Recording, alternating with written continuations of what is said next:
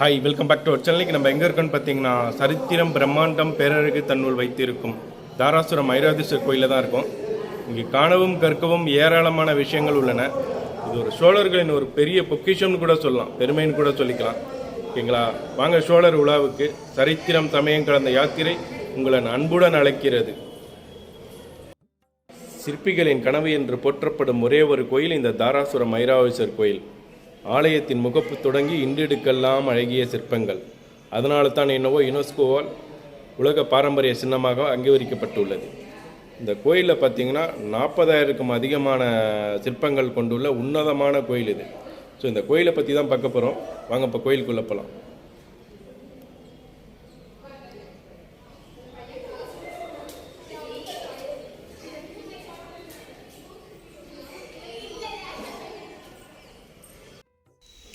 தாராசுரம் ஐராவதேஸ்வரர் கோயில். இந்த கோயில் 12ஆம் நூற்றாண்டில் 2ஆம் சோழ மன்னன் ராஜராஜனால் கட்டப்பட்டது. இந்த கோயில் சுமார் 1000 ஆண்டுகள் பழமை வாய்ந்தது. கங்கை கொண்ட சோழபுரத்தை தலைநகரமாக கொண்டு ஆட்சி செய்து வந்த 2ஆம் ராஜராஜன் அங்கிருந்து இடம்பெயர்ந்து தாராசுரத்திற்கு வந்து இந்த கோயிலை கட்டியதாக கூறப்படுகிறது.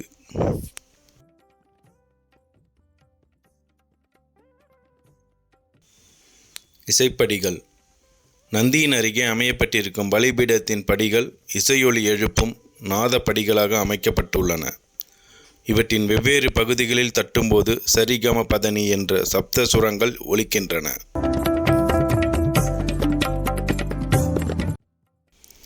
இரண்டாம் ராஜராஜ ஆண்ட காலத்தில் இந்த கோயில் ராஜராஜேஸ்வரம் என்ற பெயரில் அழைக்கப்பட்டு வந்தது.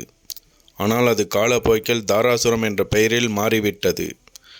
இங்கு மூலவர் ஐராவதேஸ்வரர், தாயார் பெரியநாயகி, தெய்வநாயகி. தலவிருட்சம் வில்வமரம், தீர்த்தம் யம தீர்த்தம், கட்டடக்கலை தமிழர் கட்டடக்கலை, கல்வெட்டுகள் தமிழ் கல்வெட்டுகள், சென்டிமீட்டர் அளவு சிற்பங்கள். ராஜகம்பீர மண்டபத்தின் தூண்களில் நர்த்தன கணபதியின் உள்ளங்கை அகல சிற்பம் உள்ளது. அதோடு நாட்டியத்தின் முத்திரைகள் காட்டும் பெண்களின் சிற்பங்களும் வாத்தியக்காரர்களின் குழுக்களும் புராண கதையின் சில சென்டிமீட்டர் அளவிலேயே இங்கு மிகவும் தெளிவாக செதுக்கப்பட்டுள்ளது. பெயர் காரணம். ஐராவதம் என்பது இந்திரனின் யானை. துர்வாச முனிவரின் சாபத்தினால் தன்னுடைய நிறத்தை இழந்த ஐராவதம் இங்கு வந்து சிவனை வழிபட்டு சாப விமோசனம் பெற்றதாக புராணம் கூறுகிறது. இதன் காரணமாக இந்த கோயிலுக்கு ஐராவதேஸ்வரர் கோயில் என பெயர் வந்ததாக சொல்லப்படுகிறது.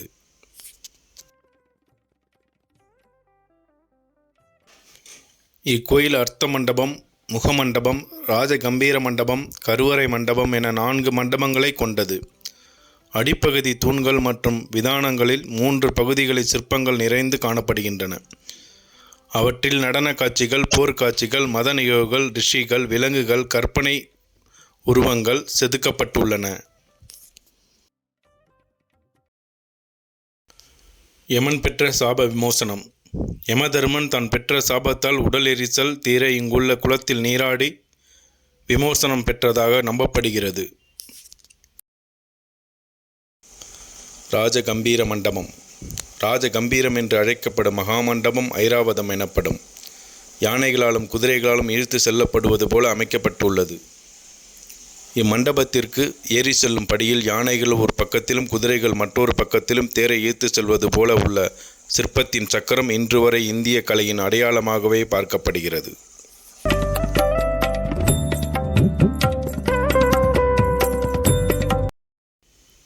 கோயிலின் முதன்மை நுழைவாயில் கிழக்கு புறத்தே அமைந்துள்ளது. கோயிலின் விமானம் 24 மீட்டர் 80 அடி உயரம் கொண்டது.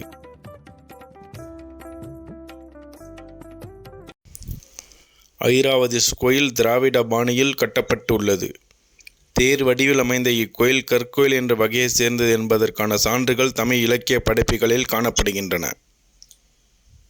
தஞ்சாவூர் பெரிய கோயில் மற்றும் கங்கை கொண்ட சோழபுரம் கோயில் இரண்டையும் விட சிறிதாக இருப்பினும் இக்கோயில் நுணுக்கமாகவும் சிற்ப வேலைப்பாடுகள் மிகுந்ததாய் உள்ளது.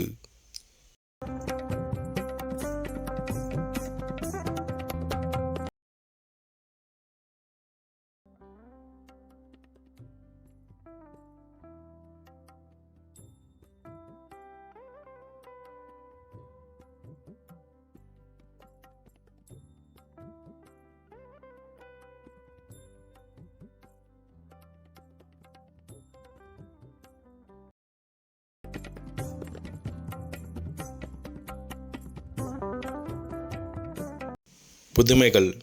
மகா மண்டபத்தின் தூண்கள் ஒவ்வொன்றிலும் 4 புறங்களிலும் பல புராண கதைகள் சிற்பங்களாக வடிவமைக்கப்பட்டுள்ளன.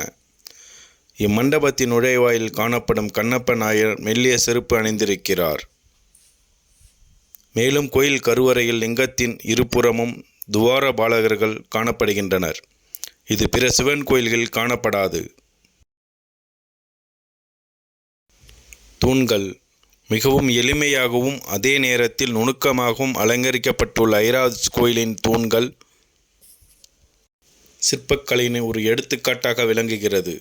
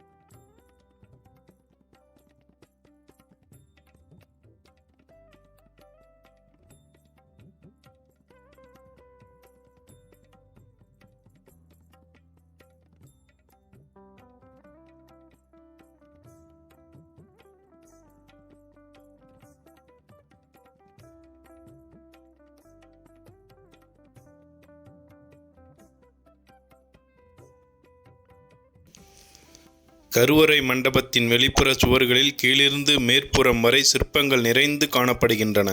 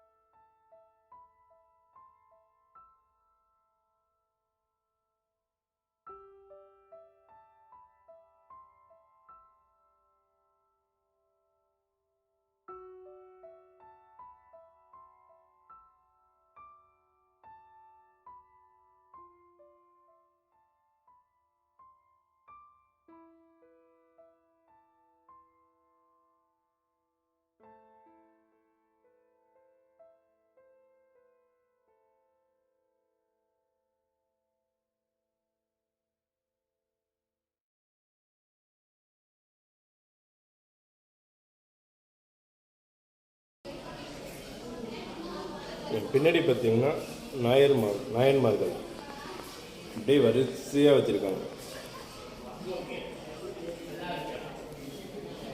ஒரு டெக்னாலஜியுமே அப்போல்லாம் கிடையாது. எவ்வளோ பிரம்மாண்டமாக கட்டி வச்சுருக்காங்க. ஒரு தூண்லேயும் அவ்வளோ டிசைனு, சான்ஸே கிடையாது. டைம் கிடைக்கும்போது இந்த கோயிலை வந்து கண்டிப்பாக ஒரு வாட்டியாவது நீங்கள் பார்க்கணும்.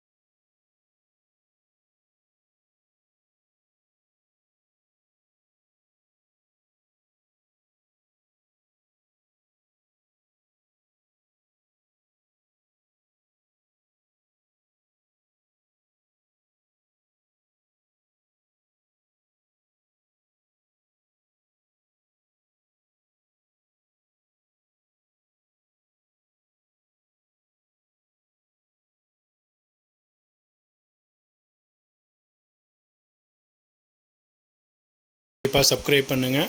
அது பக்கத்தில் இருக்கிற பெல் ஐக்கானை கிளிக் பண்ணுங்கள். அப்போ தான் நாங்கள் போடுற வீடியோ உங்களுக்கு உடனுக்குடன் வந்து சேரும்.